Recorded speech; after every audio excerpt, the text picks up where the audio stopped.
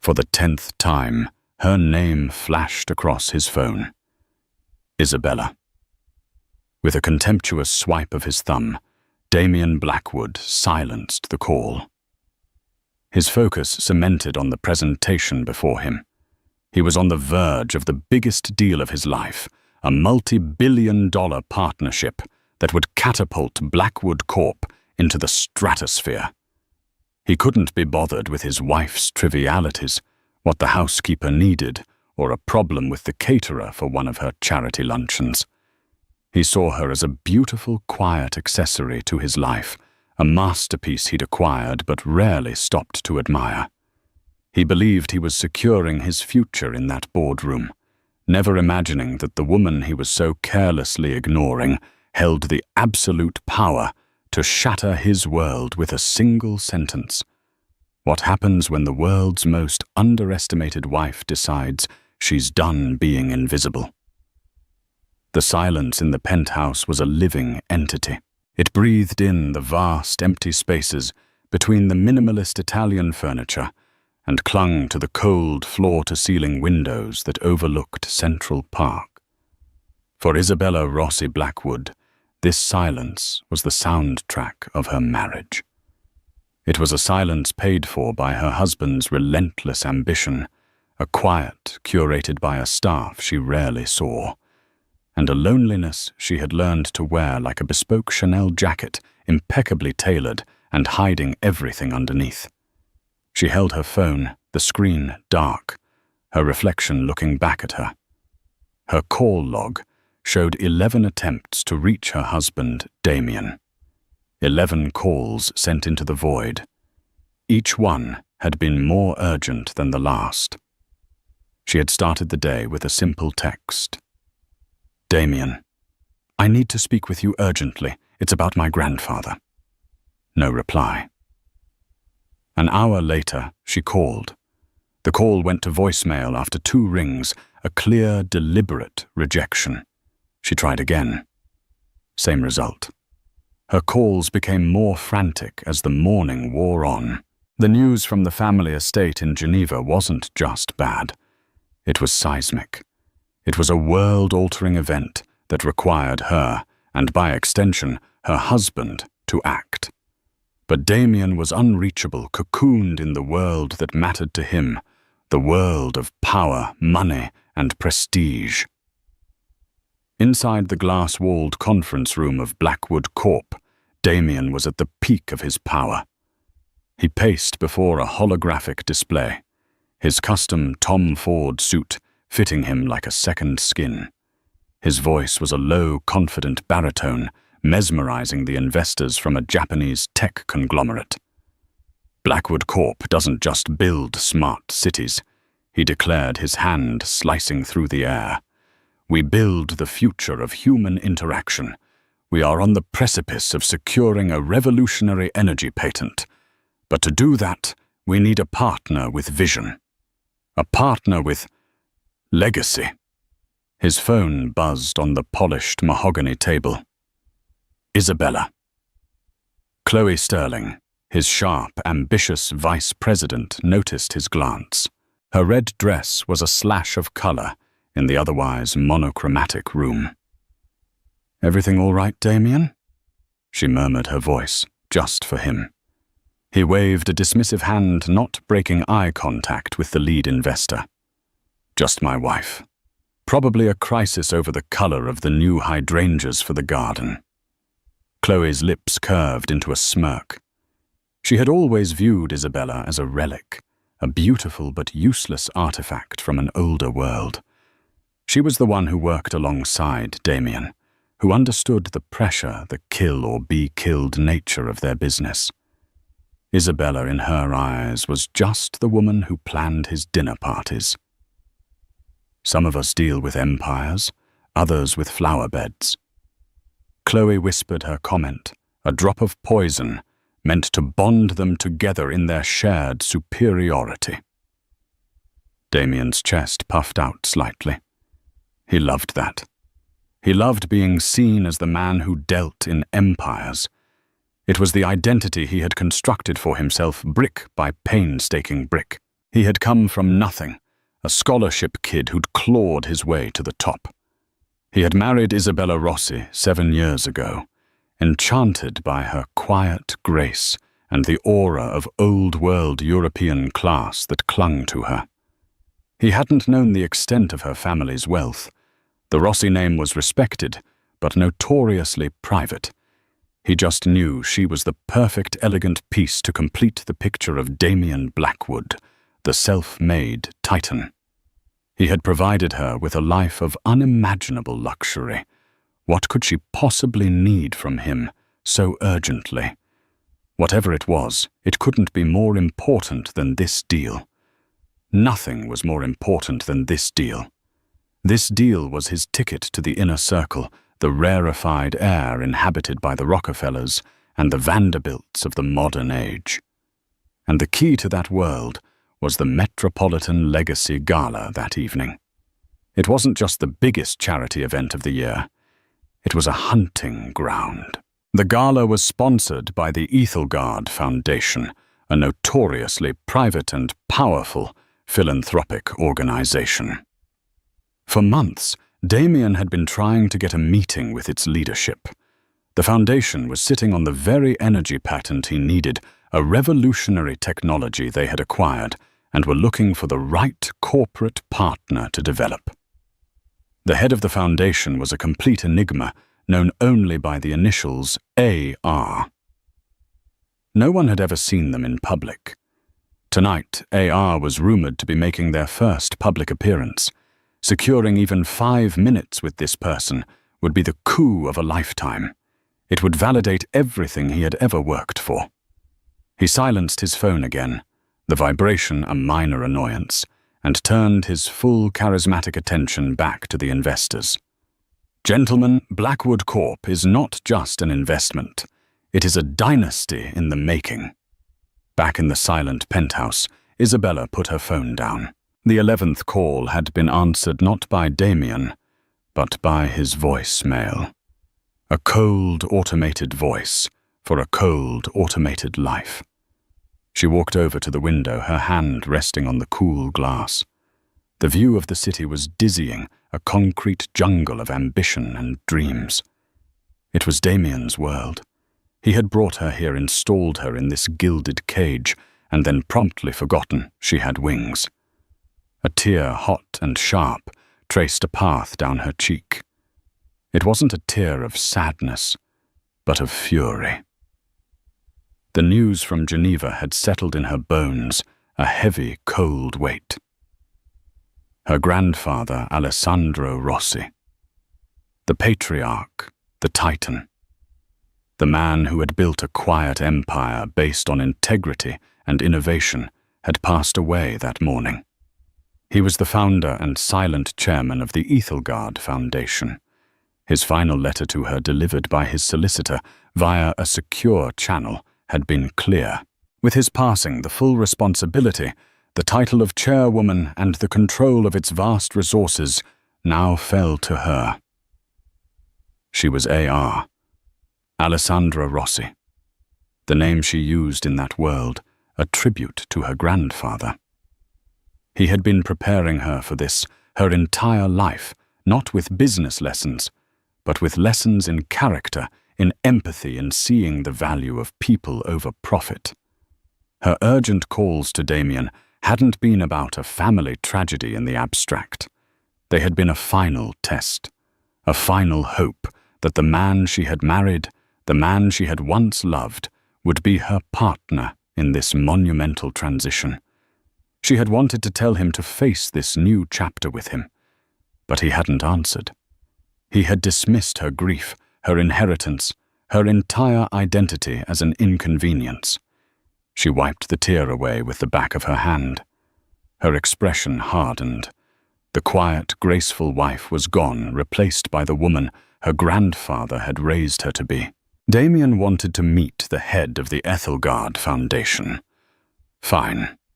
He would get his wish. She turned from the window and walked toward her dressing room, a place Damien called her sanctuary, but which had always felt more like a beautifully decorated prison cell. Tonight its doors would open and she would walk out, not as Mrs. Blackwood, but as herself. And the world, especially her husband, was about to find out exactly who that was. Damien's energy was electric as he burst through the penthouse doors late that afternoon. The deal with the Japanese investors was provisionally signed contingent on one thing securing the Ethelgard patent. The gala was no longer just an opportunity, it was the final battlefield. Isabella. He called out, his voice echoing in the marble foyer. He loosened his tie, his mind already racing, planning his approach, his pitch, his conquest. We need to leave in 2 hours. I had a dress sent over from Dior. It's in your dressing room. Black. Sophisticated. You need to look the part tonight. Isabella emerged from the hallway. Not from her dressing room, but from her private study, a room Damien rarely entered. She was already dressed, but not in the designer gown he had sent. She wore a simple, elegant silk blouse and tailored trousers. Her hair was pulled back, and she was holding a leather-bound folio. Her face was serene, but her eyes held a new, unfamiliar light. It was a cold, clear light, like a winter dawn. "I won't be wearing the Dior, Damien," she said, her voice even and calm. It was a stark contrast to his frenetic energy. Damien stopped, irritated. This was not the time for games. "Don't be difficult, Isabella. Tonight is the most important night of my career. I need you to be perfect. The black dress is perfect." "It's a beautiful dress," she conceded, placing the folio on the large mahogany table in the center of the room. "But it's not suitable for my role this evening." He laughed, a short, incredulous bark. Your role is to be my wife. To smile, look stunning, and charm the ancient wives of my potential business partners. That's it. Now please go get ready." He started to walk past her, but she didn't move. "My grandfather died this morning, Damien." The words hung in the air, heavy and sharp. Damien froze. He turned to look at her, really look at her, for the first time that day. He saw the faint redness around her eyes, the subtle tension in her jaw. A flicker of guilt pierced his armor of ambition. He had ignored her calls. All 11 of them. "Izzy, I'm sorry." He stammered the words, feeling clumsy and inadequate. "I didn't know. My phone I was in the meeting of a lifetime." "I know," she said, and the simple affirmation cut deeper than any accusation. "You always are." He ran a hand through his perfectly styled hair, his mind trying to recalibrate. A death in the family. This was a complication. Okay. Look, we can cancel. We'll stay home. We'll make arrangements to fly to Geneva tomorrow. It was the proper thing to say, the husbandly thing. But even as he said it, his stomach churned at the thought of missing the gala, missing his chance at AR. "There's no need to cancel," Isabella replied, her composure unwavering. "I still have to be there. And so do you. You wouldn't want to miss it." Damien was confused. "What are you talking about? Your grandfather just died. Why would you want to go to a party?" "It isn't a party for me. It's a responsibility," she said, tapping the folio. "Alessandro's passing has accelerated some things. There are duties I must now formally assume." He still wasn't understanding. He saw her grief as a logistical problem, an emotional detour from his path to glory. "Look, whatever it is, it can wait. A night of mourning is the least you can do. It's what's expected. What's expected of me is no longer your concern," she said, the coldness in her voice now unmistakable. She turned and walked toward her dressing room. I will be ready to leave in an hour, but I will be taking my own car. Damien stood alone in the vast living room, baffled and annoyed. Her grief was making her irrational dramatic. He'd apologize properly later, buy her a diamond bracelet to make up for his inattention. But tonight, he had a mission. He would go to the gala, find AR, and secure his destiny. He'd deal with his wife's strange mood later. He assumed she would eventually put on the Dior dress and come to her senses, sliding back into the role he had assigned her. An hour later, as Damien's Bentley was pulling up to the front of their building, another car, a sleek, understated but obviously armored Maybach, pulled up behind it. He watched, puzzled, as Isabella exited the building. She had not put on the Dior. Instead, she wore a custom-made Armani gown in a deep sapphire blue. The color was regal commanding. Around her neck was a single breathtaking piece of jewelry, a diamond and sapphire necklace he had never seen before. It wasn't flashy. It was regal, a piece that spoke of generations of wealth, not a single season's bonus. Her hair was styled in an elegant chignon, and her makeup was subtle but flawless. She didn't look like a grieving granddaughter. She didn't look like his quiet, unassuming wife. She looked like a queen. A man in a dark suit, clearly a professional security detail, opened the door of the Maybach for her. She didn't even glance at Damien or his Bentley.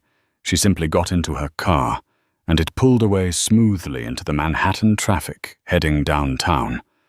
Damien was left standing on the sidewalk, a storm of confusion and anger brewing inside him. Who was this woman? Where did that car come from? And that necklace? It must have been worth more than his first-year profits. Chloe called him, then her voice crisp and impatient. Damien. Where are you? The pre-gala reception is starting. Everyone who's anyone is here. I'm on my way, he snapped, getting into his car. He slammed the door shut, his mind reeling. For the first time in their 7 years of marriage, he had the unsettling feeling that he didn't know his wife at all. A part of him was furious at her defiance, but another smaller part was unnerved.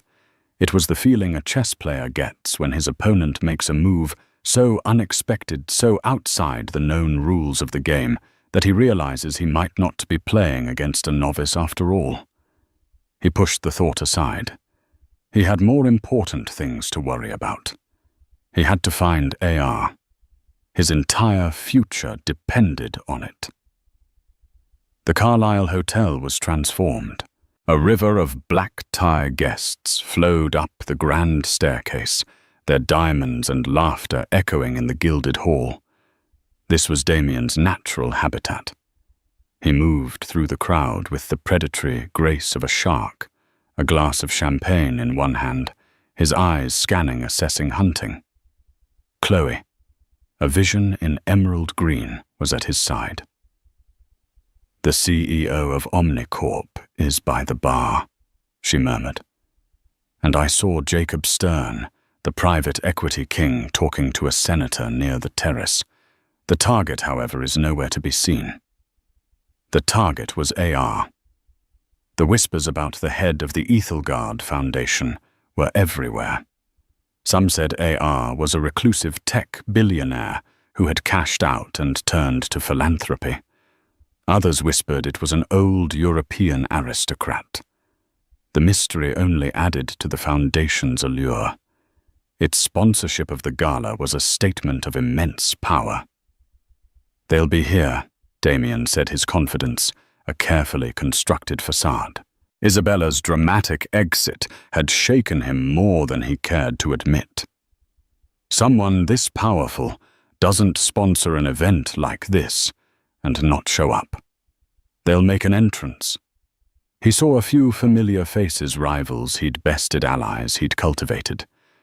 They greeted him with the requisite mix of professional courtesy and thinly veiled envy. He was Damien Blackwood, the man of the hour, the one whose name was on everyone's lips. He was exactly where he wanted to be. Then he saw her. Isabella was standing near a marble column, speaking with a man he recognized instantly. Marcus Thorne, the formidable silver-haired chairman of the Federal Reserve. They weren't making small talk. Isabella was speaking, and Thorne was listening with an intensity and deference Damien had never seen him afford anyone, let alone himself. Damien's smile tightened.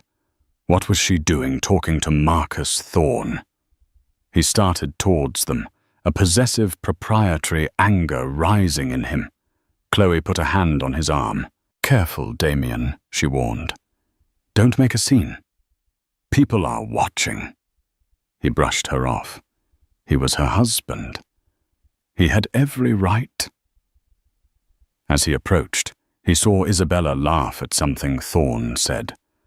A genuine, confident laugh he hadn't heard in years. She looked radiant, poised, and utterly at ease in this world of power he thought was exclusively his. "Isabella, darling," he said, his voice a little too loud, forcing his way into the conversation. He placed a hand on the small of her back, a gesture of ownership. "I was wondering where you'd gone." Isabella didn't flinch. She simply turned her head slightly, her sapphire eyes meeting his. The coldness in them was startling. "Damien, I was just catching up with an old friend. You know Marcus, of course." Thorne turned his expression unreadable. "Blackwood," he said, his nod curt. There was no warmth in it. "My deepest condolences on your loss, Isabella. Alessandro was a giant, a mentor, and a dear friend.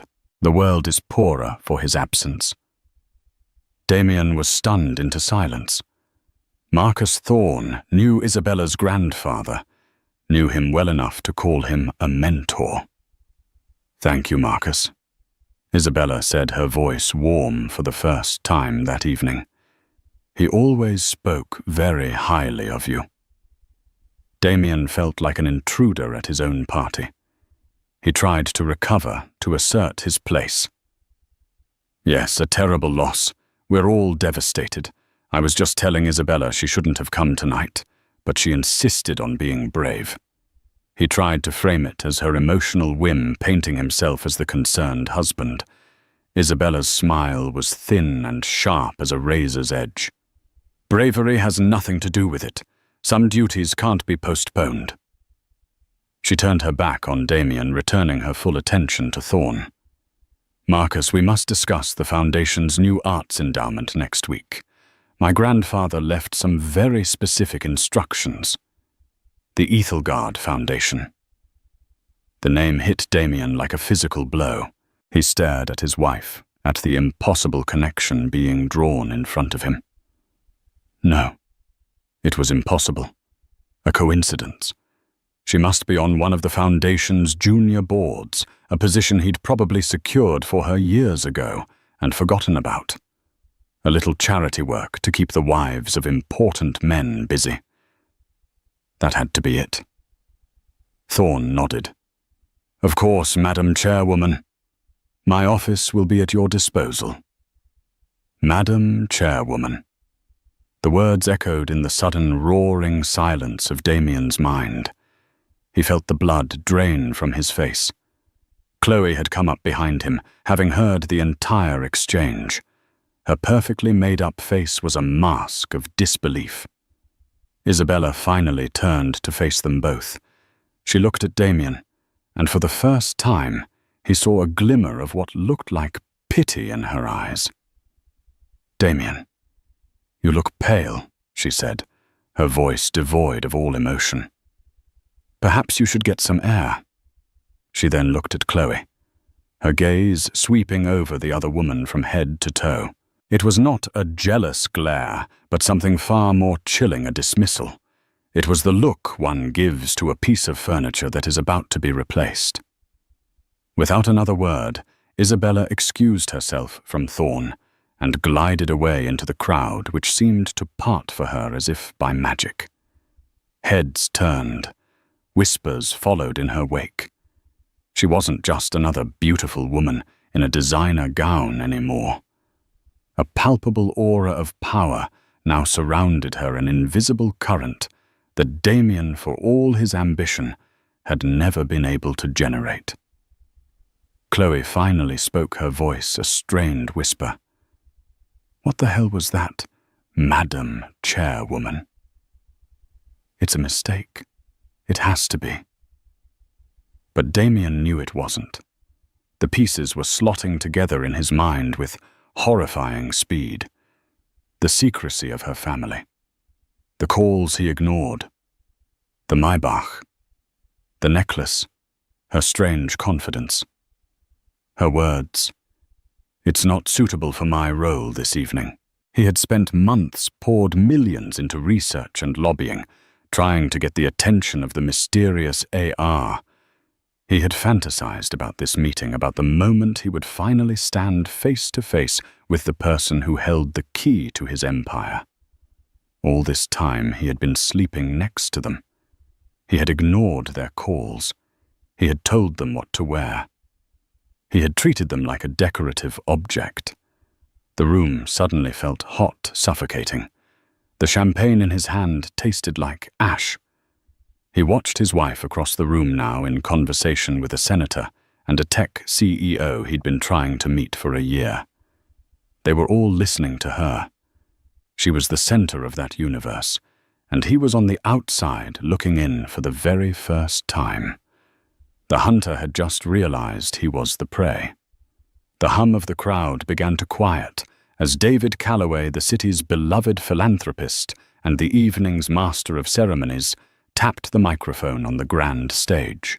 A cascade of light from the chandeliers above bathed the ballroom in a warm golden glow.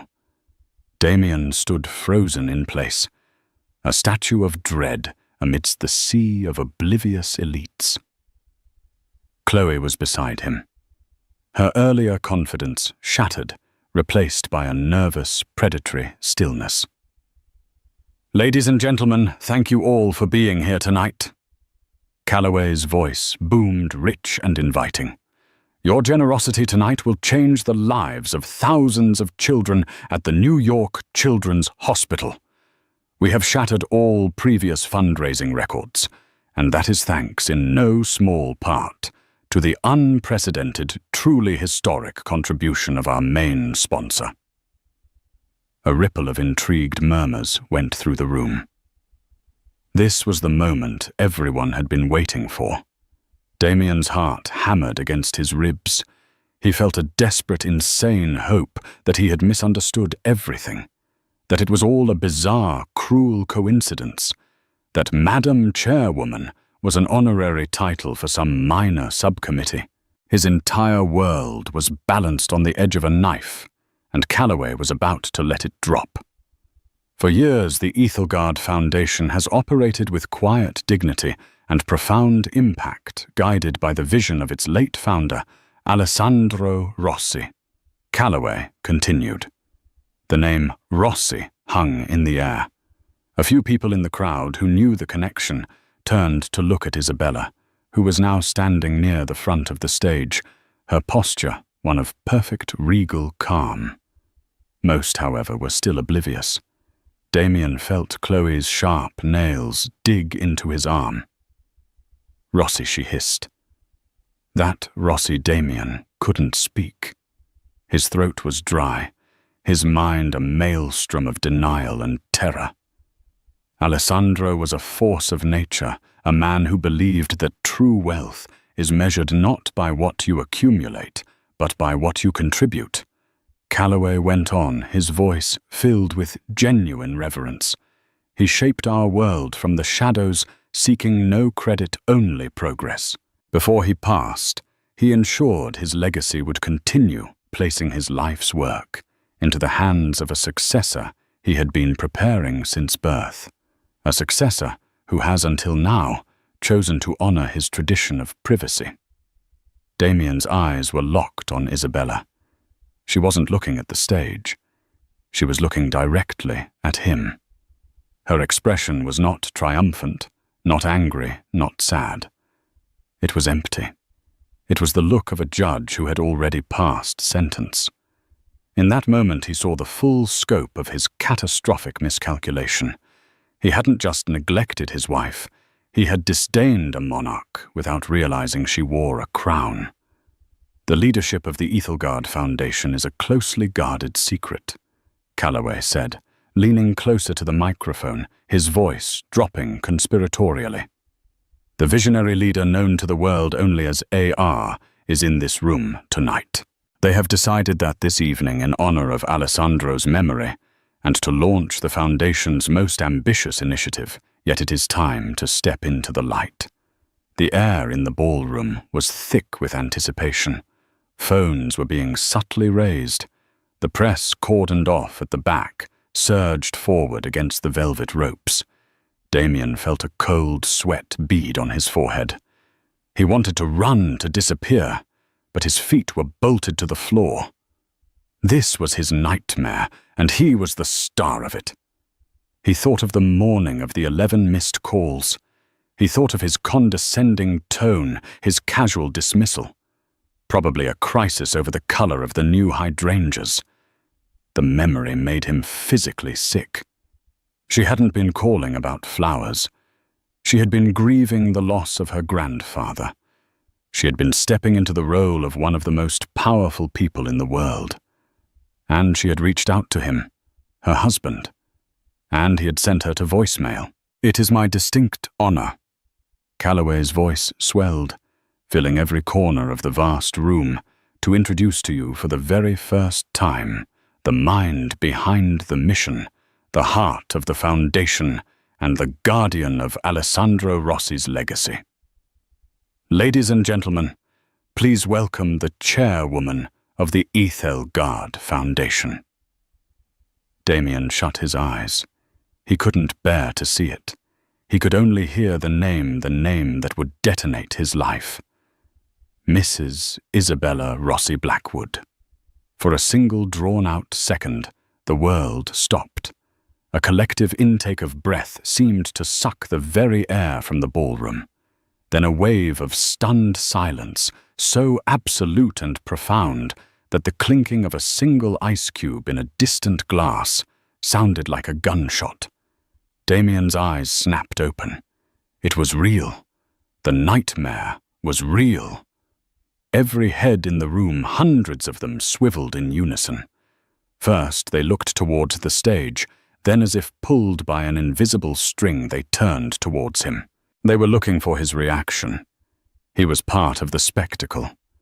His humiliation was the appetizer to Isabella's main course. He saw it all in a dizzying, slow-motion montage. The dropped jaws, the wide, disbelieving eyes of his competitors, the frantic whispering that erupted like wildfire, spreading from table to table. He saw Marcus Thorne, the Fed chairman, nodding slowly, a look of grim satisfaction on his face. He saw Jacob Stern, the private equity king, raise an eyebrow, his calculating gaze flicking from Isabella to Damien, already reassessing deals and power dynamics. And Chloe. He turned to her and saw the blood drain from her face. Her mask of cool ambition was gone, replaced by a raw, ugly look of shock and envy. Her dream of supplanting Isabella, of becoming Mrs. Blackwood, had just been revealed as a pathetic delusion. She hadn't been competing with a simple society wife. She'd been trying to sideline a queen. The realization seemed to age her 10 years in an instant. But it was Isabella who held the room captive. As her name echoed, she took a step forward into the spotlight. The sapphire blue of her dress seemed to absorb the light, making her glow. The Rossi necklace around her neck glittered not as an ornament, but as a sigil of power. She moved with an unhurried, unshakable grace, the picture of serene authority. The quiet, reserved woman Damien had known for 7 years was gone. In her place stood a stranger, a formidable, commanding presence who owned the very ground she walked on. She ascended the small set of stairs to the stage, her expression calm and composed. She shook David Calloway's hand, murmuring a quiet thank you, before turning to face the audience. She didn't look at the teleprompter. She didn't need it. Her eyes swept across the sea of stunned faces, pausing for a fraction of a second to meet Damien's. In that fleeting glance, he saw the abyss that had opened between them. It was a chasm of his own making, dug with every ignored call, every dismissive comment, every time he had made her feel small, so he could feel big. The silence finally broke, replaced by a smattering of applause, which quickly grew into a thunderous, sustained ovation. It was a recognition of the shock, the drama, the sheer audacity of the reveal. They were applauding the ultimate power play. Damien felt his legs tremble. He had to grip the back of a chair to steady himself. His carefully constructed universe, with him at the center, had just been inverted. He was no longer the sun. He was a forgotten, insignificant moon orbiting a star whose brilliance he had never even bothered to notice. He watched his wife stand at the podium, a symbol of everything he craved: legacy, respect, true power. And he knew with a certainty that chilled him to the bone that he had lost it all. He had been handed the keys to the kingdom on his wedding day, and in his arrogance he had mistaken them for trinkets. The applause died down, and a hush fell over the room once more. Isabella leaned toward the microphone. Her voice when she spoke was not loud, but it was clear and resonant, carrying to every corner of the ballroom. It was the voice of a woman who had found her power and was about to use it. "Thank you." She began, her gaze sweeping over the audience deliberately, avoiding her husband. "My grandfather, Alessandro Rossi, believed in a simple principle. True innovation is born not from ambition, but from empathy." The first sentence was a death blow. His entire company was built on ambition. She had just invalidated his whole philosophy of life without ever mentioning his name. Damien felt the blood rushing in his ears, his vision narrowing until the only thing he could see was the woman on stage, the woman he called his wife, systematically dismantling his world. For decades, Isabella continued her voice, holding the rapt attention of everyone in the room. The Ethelgard Foundation has worked to identify and nurture technologies that serve humanity first and profit second. We have operated from the shadows because my grandfather believed that the work should always be more important than the name attached to it. He taught me that integrity is what you do when no one is watching. Every word was a perfectly aimed dart, and Damien felt each one pierce his soul. His entire business model was built on public perception, on splashy announcements, and the cult of his own personality. He lived for the spotlight, for the watching eyes. "Tonight we are stepping out of those shadows for a singular purpose," she announced. In his final directive, my grandfather entrusted the foundation with the stewardship of a revolutionary clean energy patent, a technology with the potential to reshape our world, to heal our planet, and to democratize power for generations to come. This was it, the patent Damien had been willing to kill for. He watched, helpless, as she spoke of it with an easy familiarity, the way he might talk about a minor corporate acquisition. This technology is too important to be entrusted to a partner driven solely by market share or stock price.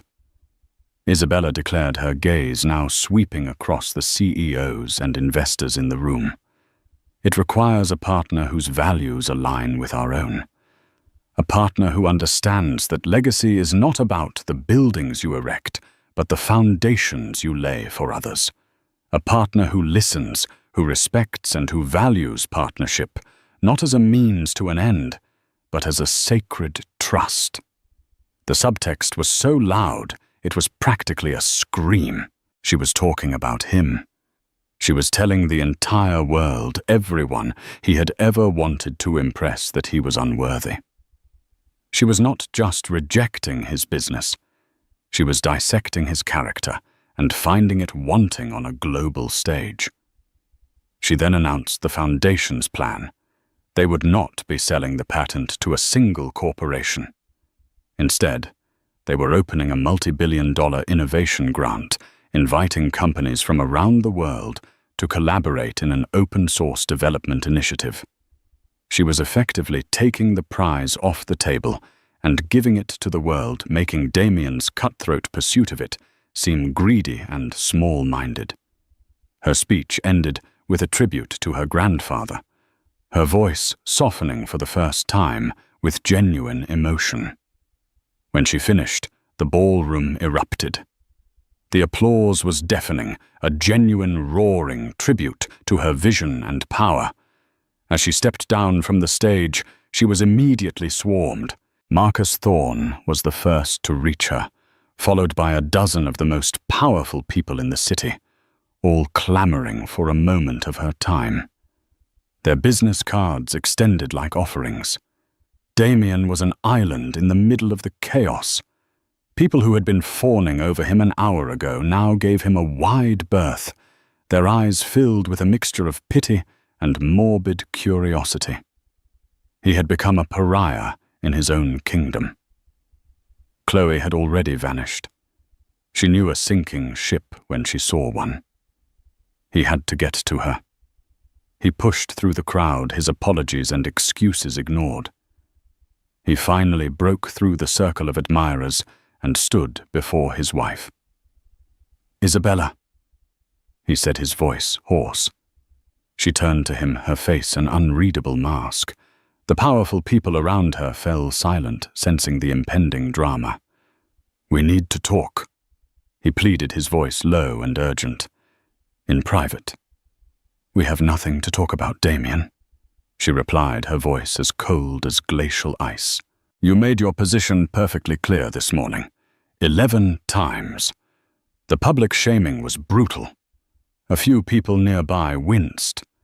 I didn't know," he hissed, desperate. "If you had told me, if I had any idea who you were. That's the point." She cut him off, her voice dangerously quiet. "You shouldn't have had to know who I was to listen. You only needed to know that I was your wife. The woman who was trying to tell you that her grandfather, the man who walked her down the aisle to you, had just died. But that wasn't important enough for you.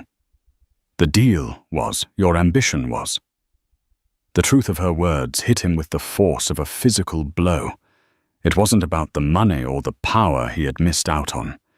It was about this fundamental human failure. "I'm sorry," he whispered the words, feeling pathetic and hollow. "Izzy, please. Let's go home. We can fix this."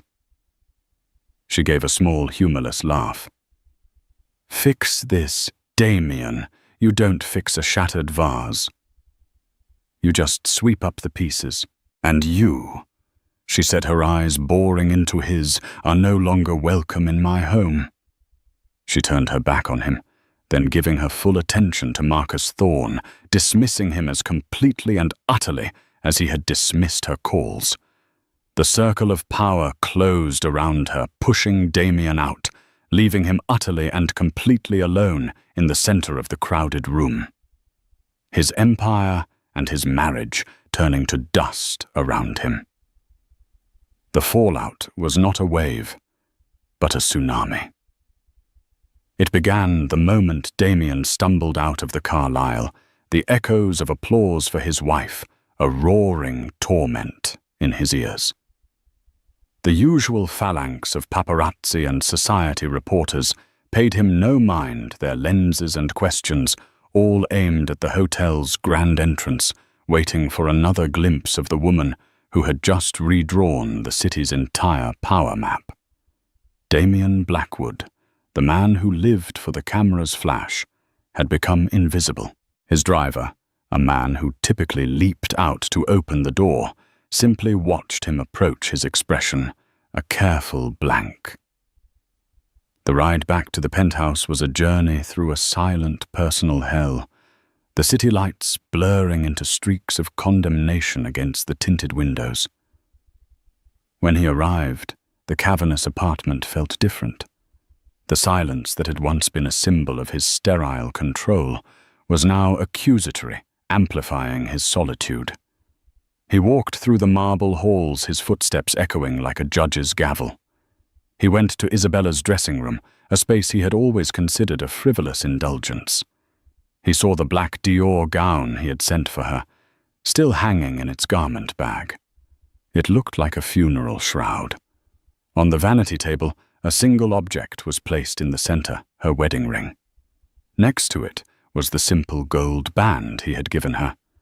The diamonds of her engagement ring glittered under the recessed lighting, looking cold and sharp. The message was absolute. Their marriage wasn't just broken. It had been formally dissolved in her heart, long before any court would make it official. He slept for 2 hours in a guest room, a fitful, nightmare-plagued sleep, and awoke to the full fury of the world he had once commanded. His phone, which he had silenced for Isabella, was now a screaming, vibrating beacon of his own implosion. Hundreds of messages, alerts, and missed calls. The headlines were brutal. The Wall Street Journal ran a measured but devastating analysis titled Blackwood's Blind Spot, a crisis of character and governance. The tabloids were less kind. Blackwood blackballed by secret queen wife, screamed one. His face was plastered everywhere, a portrait of arrogance moments before the fall, often next to a radiant, powerful image of Isabella on stage. Blackwood Corp's stock opened in a nosedive. The ticker was a river of red, washing away billions in market value before the first morning coffee was finished. The Japanese investors formally retracted their offer in a terse public statement before 9:00 a.m. His board summoned him, not to a meeting, but to a tribunal. He walked into the boardroom of the company he had bled. For the company he had built, from a single idea into a global force, and was met not with sympathy or even anger, but with the cold, dead-eyed pragmatism of men protecting their money. His allies of yesterday were his executioners today. The chairman of the board, a man Damien had personally installed, didn't even offer him a seat. The reputational damage is catastrophic. Damien, the chairman, stated, his voice devoid of emotion. Your personal life has compromised the fiduciary duty we have to our shareholders. Your judgment has been called into question in the most public and humiliating way imaginable. This is a private matter. Damien roared, his voice cracking. It has nothing to do with the company's performance. It has everything to do with it. A woman from the board, Eleanor Vance, countered coolly. You spent millions and months of corporate resources chasing a patent held by your own wife. You failed to perform the most basic due diligence. You were either grossly negligent or you were lying to this board. Which is it? Damien had no answer. He stood there exposed and powerless as they invoked clause after clause from his contract, systematically stripping him of his power. First, his role as chairman was suspended. Then an interim CEO was appointed effective immediately. By the end of the hour, he was escorted to his office by security to collect his personal belongings, as he boxed up a few photos and a single heavy award. He could see the new CEO, a man who had once been his subordinate, already directing people to change the nameplate on his door. He was erased. The empire he had constructed had devoured him. Meanwhile, Isabella was not celebrating.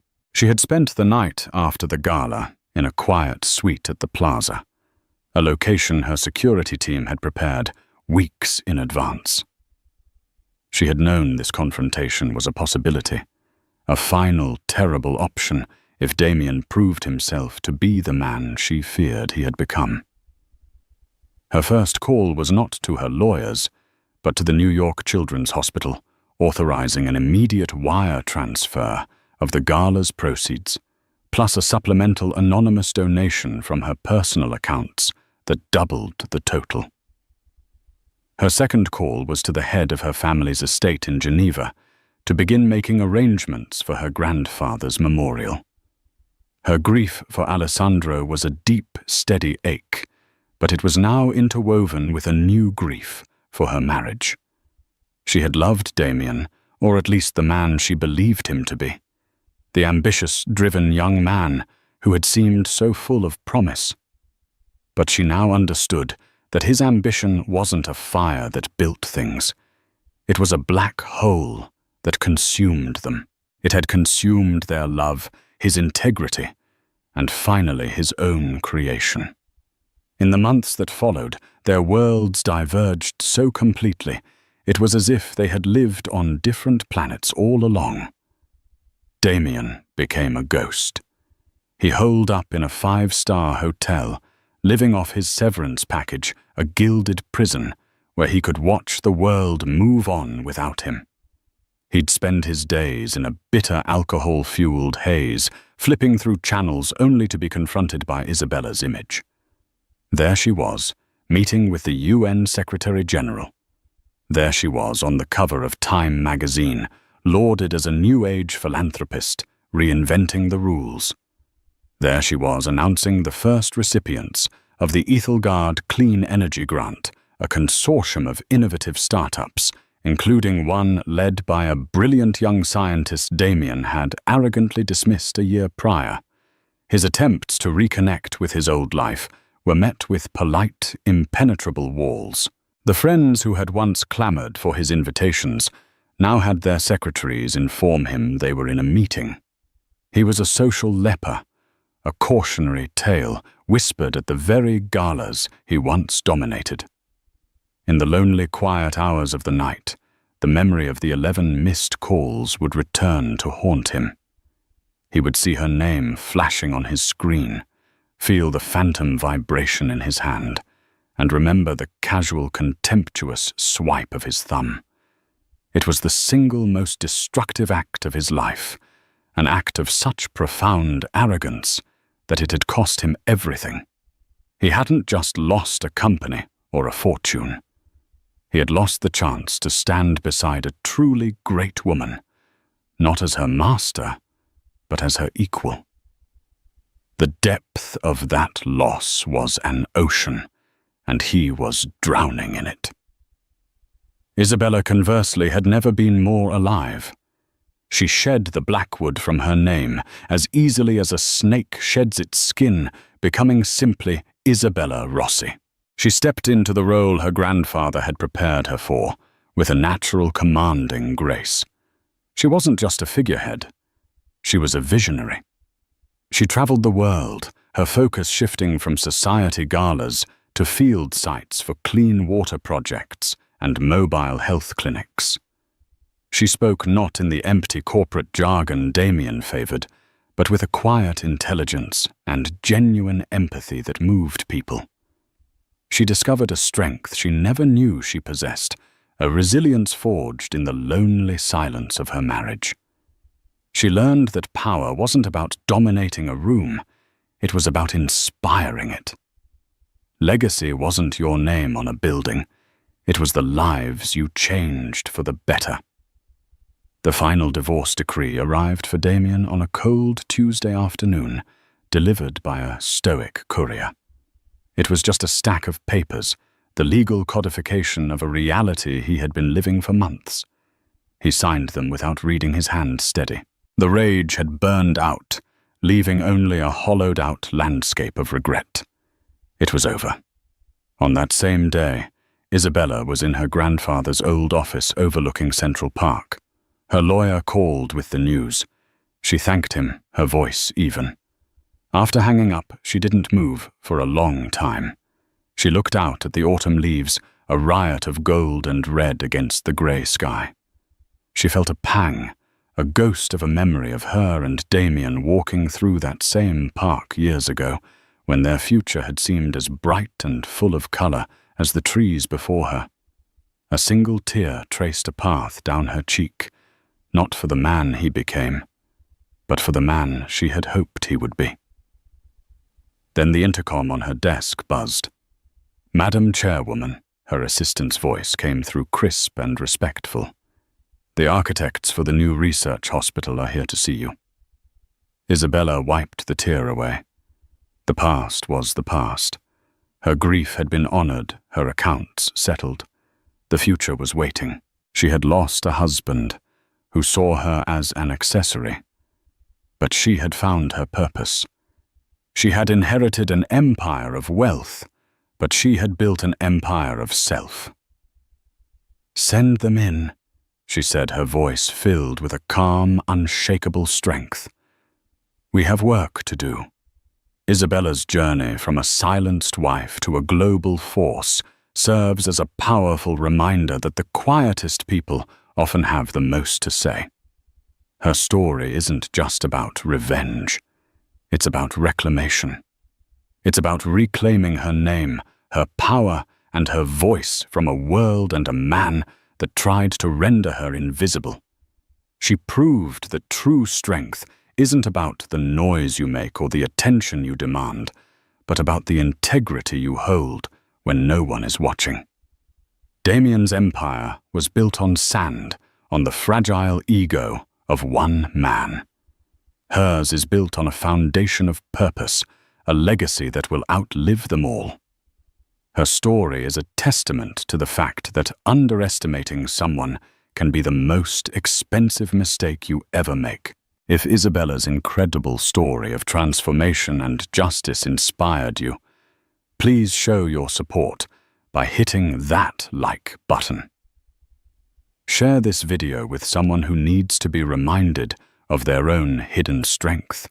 And most importantly, don't forget to subscribe and turn on notifications so you never miss another story of karma empowerment and the shocking secrets hidden just beneath the surface.